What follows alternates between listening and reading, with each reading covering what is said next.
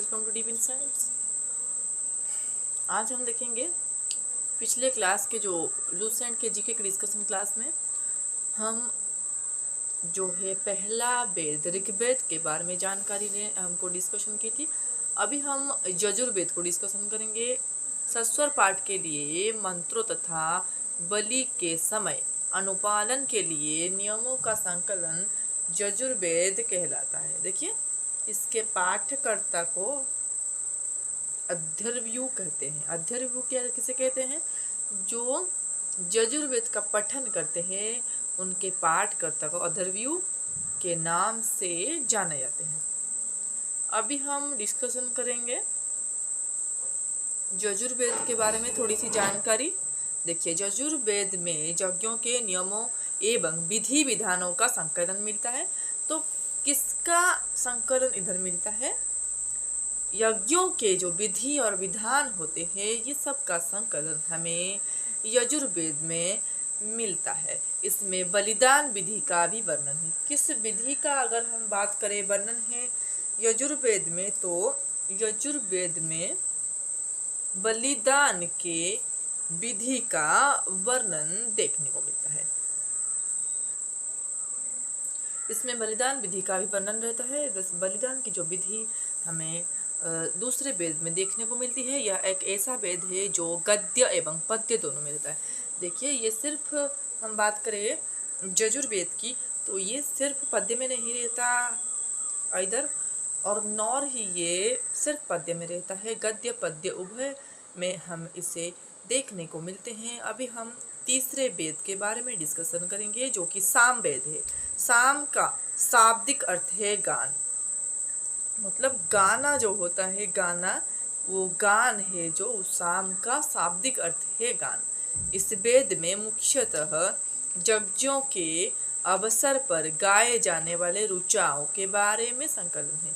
यज्ञों के दौरान जो हम गाए जाते हैं रुचाए, उनका वर्णन साम वेद में देखने को मिलता है। देखिए, इसके पाठ्यकर्ता जो है उदात्रु कहते हैं। उदात्रु है इसके पाठ्यकर्ता। साम वेद के पाठकर्ता को उदात्रु कहते हैं। ये एग्जाम पॉइंट ऑफ व्यू से बहुत इंपॉर्टेंट क्वेश्चन है। इसका संकलन ऋग्वेद पर आधारित है। इसका जो संकलन है वो ऋग्वेद पर आधारित है। ठीक है, इसमें 1810 सूक्त हैं। तो इसमें कितने सूक्त हैं? इसमें 1810 सूक्त है। ये भी इम्पोर्टेंट है। प्राय ऋग्वेद से जो कि ऋग्वेद से लिए गए हैं। तो ये जो श्लोक हम साम वेद में देखते हैं ये सारे श्लोक ऋग्वेद से ही लिए गए हैं। इसे भारतीय संगीत का जनक कहते हैं। देखिए, भारतीय संगीत का जनक हम साम वेद को कहते हैं।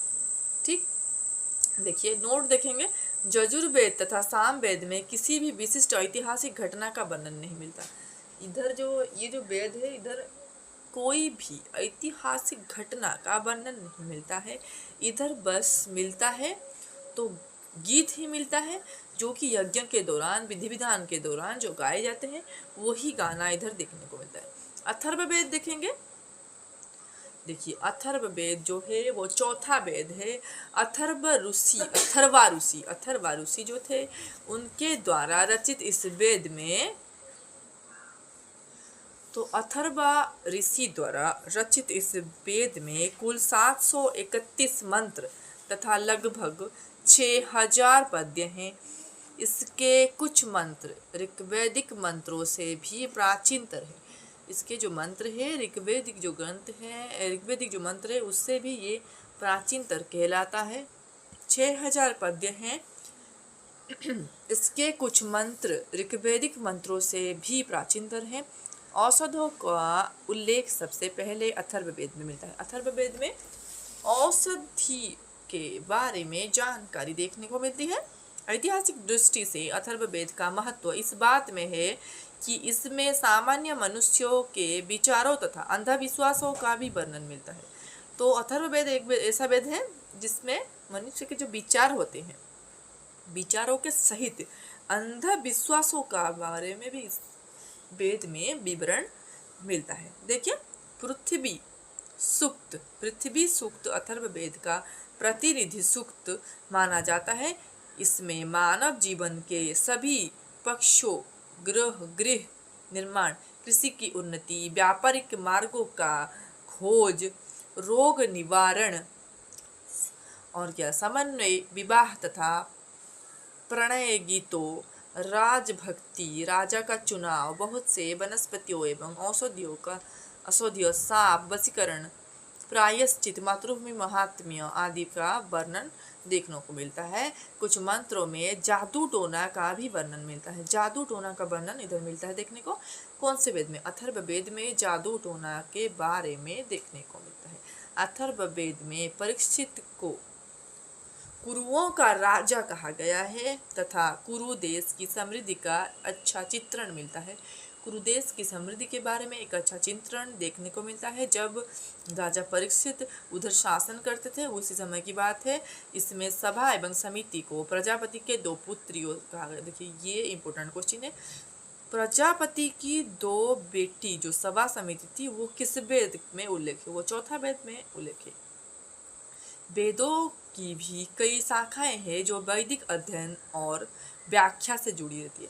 तो क्या है ना, वेदों की जो अध्ययन रहती है वो व्याख्या रहती है, वो वेद से जुड़ी रहती है। वो व्याख्या से जुड़े विभिन्न दृष्टिकोण, देखिए व्याख्या जो डेफिनेशन होती है, जो वर्णन हमें देखने को मिलता है, उसके बारे में जानकारी हमें इसी वेद में ही देखने को मिलती है। और फिर साकल शाखा ऋग्वेद से जुड़ी एकमात्र जीवित शाखा है। जीवित शाखा के बारे में अगर बात करें तो वो है साकल शाखा। तो फिर हम देखेंगे यजुर्वेद को शुक्ल यजुर्वेद और कृष्ण यजुर्वेद। यजुर्वेद को 2 तरीके से डिवाइड किया गया है। पहला है शुक्ल यजुर्वेद, दूसरा है कृष्ण यजुर्वेद। तो देखिए मध्यम दिन और कान्व शुक्ल यजुर्वेद अथवा वाजसनेय संहिता की शाखाएं हैं। कृष्ण यजुर्वेद से जुड़ी शाखाएं काठक, कानिष्ठल, मैत्रेयणी एंड तैत्तिरीय हैं। ये सब हैं जो डिवाइडेशन हो गया शाखाओं का। शुक्ल के बारे में, शुक्ल यजुर्वेद के बारे में देख रहे हैं और कृष्ण यजुर्वेद के बारे में भी हम देख रहे हैं। तो कौथिम, राणायनीय एवं जैमिनीय या तलवकार सामवेद की शाखाएं हैं। सामवेद की शाखाएं हैं, कौथुम एक है और राणायनीय एक है एंड जैमिनीय एक है। ये सब कौन सी शाखाएं हैं? सामवेद के शाखाएं। अथर्ववेद के शाखाएं सौनिक और पेपलाद दोनों तरहों में विभक्त है। तो अथर्ववेद के शाखाएं 2 हैं, उसके बारे में हम पढ़े, नोट देखिए। सबसे प्राचीन वेद ऋग्वेद, सबसे बाद का वेद अथर्ववेद। देखिए क्रमानुसार, समय के क्रमानुसार 4 वेद हैं। तो पहला वेद जो है वो ऋग्वेद है, सबसे लास्ट वेद जो है उसे हम अथर्ववेद कहते हैं। अभी हम जाने में ब्राह्मण, आरण्यक तथा उपनिषद के बारे में। संहिता के पश्चात ब्राह्मणों, आरण्यकों तथा उपनिषदों का स्थान है। तो संहिता के बाद में अगर हम बात करें किसका स्थान देखने को मिलता है, तो पहले आएगा ब्राह्मण का स्थान, दूसरे में आएगा आरण्यक का स्थान, तीसरे में उपनिषद का स्थान देखने को मिलता है। देखिए ब्राह्मण ग्रंथ वैदिक साहित्यों की व्याख्या करने के लिए गद्य में लिखे गए हैं। वैदिक साहित्य के बारे में अगर बात करें तो वो पद्य में देखने को मिलती है। उसका जो डिफिनेशन, जो डिफाइन होता है जिस फॉर्म में, उससे हम देखते हैं ब्राह्मण के ग्रंथों में, जो कि कहानी के रूप में देखने को मिलता है। मतलब कि उसे डिफाइन करने के लिए हमें इसे पढ़ना पड़ेगा। तो वेद को डिफाइन करने के लिए ये जरूरी होता है। जैसे कि प्रत्येक संहिता के लिए अलग अलग ब्राह्मण ग्रंथ है। प्रत्येक जो संहिता होते हैं, संहिताओं के लिए अलग अलग ब्राह्मण ग्रंथ देखने को मिलते हैं, जिसे सारणी में दिया गया है। सारणी में ये उल्लेख है, जैसे ऋग्वेद के लिए ब्राह्मण ग्रंथ है। जैसे कि हम बोलते हैं ना, कम्युनिकेशन इंग्लिश होता है एक, और एक इंग्लिश ग्रामर होता है, ग्रामर की होता है। की को पढ़ने के बाद हम सारा इंग्लिश का कोर्स कंप्लीट कर पाएंगे। वैसे ही ऋग्वेद को अगर हम डिफाइन करना चाहेंगे तो ऐतरेय व कौशिक की ब्राह्मण ग्रंथ का सहायता लेना पड़ेगा। यजुर्वेद के लिए तैत्तिरीय व शतपथ ब्राह्मण सामवेद के लिए पंचविंश ब्राह्मण, अथर्ववेद के लिए गोपथ। ये बहुत एग्जाम्पल के लिए ये आप लिख रख लीजिए। ऋग्वेद ऐतरेय व कौशिक, यजुर्वेद तैतरीय व शतपथ, और सामवेद जो है पंचविंश, और अथर्ववेद जो है वो गोपथ है। ठीक है, अभी हम देखेंगे इन ब्राह्मण ग्रंथों में से हमें परीक्षित के बाद, परीक्षित जो थे राजा, कौरव के राजा, जो कुरु के राजा परीक्षित थे, उनके बाद और बिंबिसार के पूर्व में जो घटनाओं का ज्ञान प्राप्त होता है। बिंबिसार है जो, बिंबिसार और परीक्षित के बीच जो समय सीमा है, उनके राज्यकालीन इंफॉर्मेशन हमें इधर मिलती है। शतपथ में गंधार, शल्य, कैकेय, कुरु, पांचाल, कौशल, विदेह आदि राजाओं का उल्लेख मिलता है। और आरण्यक में यज्ञ से जुड़े कर्मकांडों की दार्शनिक और प्रतीकात्मक अभिव्यक्ति हमें देखने को मिलती है। तो क्लास को इधर ही हम एंड करेंगे, और नेक्स्ट क्लास में हम जानेंगे जो ब्राह्मण है उसके बारे में, और आरण्यक है उसके बारे में, और तीसरा है उपनिषद। ब्राह्मण थोड़ा सा हम जानकारी अभी आलोचना किए।